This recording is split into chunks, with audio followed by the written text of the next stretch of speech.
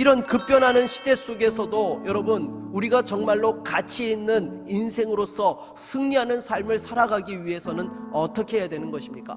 무엇보다도 영적인 분별력이 있어야 되는 줄로 믿습니다. 그렇다면 영적인 분별력을 가졌다라는 것은 무엇입니까? 쉽게 말해서 하나님의 관점으로 우리의 삶을 해석하고 결정할 수 있는 능력, 그것이 바로 영적인 분별력이라고 할 수 있는 거예요. 먼저 첫 번째로 악한 영을 분별해야 되는 것입니다. 그런데 우리가 영적으로 분별할 줄 모르게 되면 어떻게 됩니까? 거짓된 영에 넘어지게 되는 것이죠. 이 거짓된 영의 역사를 살펴보면요, 영과 육에 대한 균형감이 없습니다. 그래서 모든 것을 영적인 것으로 치부하고 해석하게 한다든지, 아니면 반대로 전혀 영적인 것은 고려하지 않고 세상의 눈으로, 인간적인 눈으로만 판단하고 자신의 경험과 지식만을 의지하게 한다든지, 이 양극단으로 나타나게 된다라는 것입니다. 여러분, 당장에 코로나 바이러스에 걸리지 않으려면 어떻게 해야 되죠?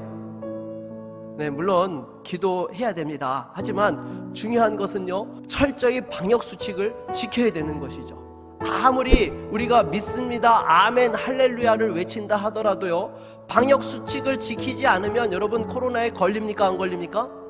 걸립니다. 여러분, 바이러스는요, 영적으로 대할 대상이 아니라 일단은 방역을 철저히 해야 되는 것입니다. 그런데 이것을 영적으로 해석해가지고 이 코로나 바이러스를 영적으로 물리쳐야 되는 영적 전쟁의 대상으로 간주하고 방역에 대한 것들을 다 무시해버리면 어떻게 되는 것입니까? 잘못된 상황들이 벌어지게 되는 것입니다. 여러분, 영적인 전쟁과 방역에 대해서는요, 분별할 줄 알아야 되는 것입니다. 또 거짓된 영에 속아 넘어가면 어떤 일들이 일어납니까? 반대로 모든 것을 인간의 경험과 지식으로만 판단하고 움직이는 그런 일들이 일어나게 되는 것입니다. 우리도 마찬가지인 것입니다. 절대로 거짓 영에 속으면 안 됩니다.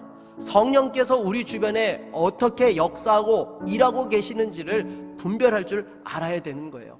그래서 여러분, 바른 영적인 분별력을 가진 사람은요, 이 세상을 살아가면서 모든 것을 세상의 눈으로 해석하지도 않고요, 또 여러분, 영적인 것으로만 해석하지도 않습니다.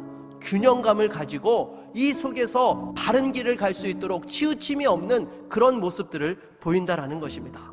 두 번째로는 여러분, 사람을 또한 분별할 줄 알아야 되는 것입니다.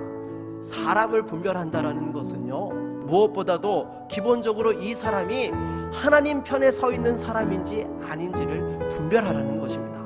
여러분, 당장에 아브라함의 조카 롯을 보십시오. 분명히 성경은 그 롯을 가리켜서 의인이라고 이야기를 하고 있습니다.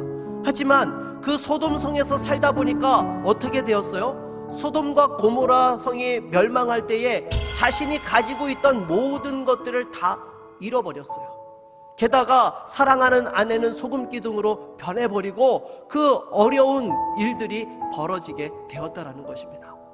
결혼할 때에도요, 배우자가 정말로 하나님을 사랑하는 사람이냐, 이 부분을 보아야 되는 것이고요, 여러분들이 어떠한 일을 할 때에도요, 정말로 이 사람의 중심에 하나님을 사랑하는, 하나님 편에 서는 그러한 모습들이 있는지를 여러분들이 살펴야 되는 것입니다.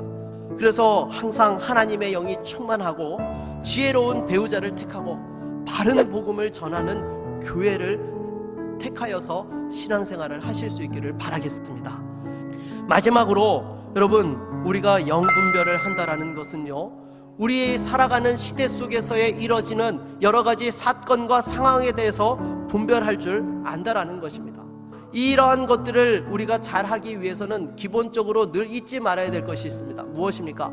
역사의 주관자와 또한 통치자가 전능하신 하나님이시라는 사실을 우리는 분명히 기억해야 되는 것입니다.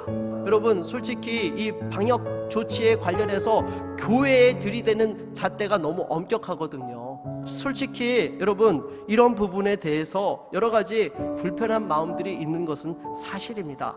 하지만 교회가 혹여라도 시민들에게 민폐를 끼치고 우리 성도들의 삶을 어렵게 할까봐 적극적으로 이렇게 방역에 협조를 하고 있는 상황인 것이죠.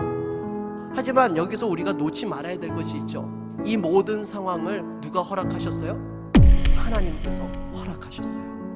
하나님께서 허락하셨기 때문에 지금 이러한 상황들 속에 있다라는 거예요. 그러니까 우리에게 가장 먼저 필요한 것은요, 억울함과 울분이 아니라 하나님 앞에서 우리 자신을 돌아볼 줄 아는 그러한 영적인 회개와 믿음의 자리가 필요하다라는 것입니다.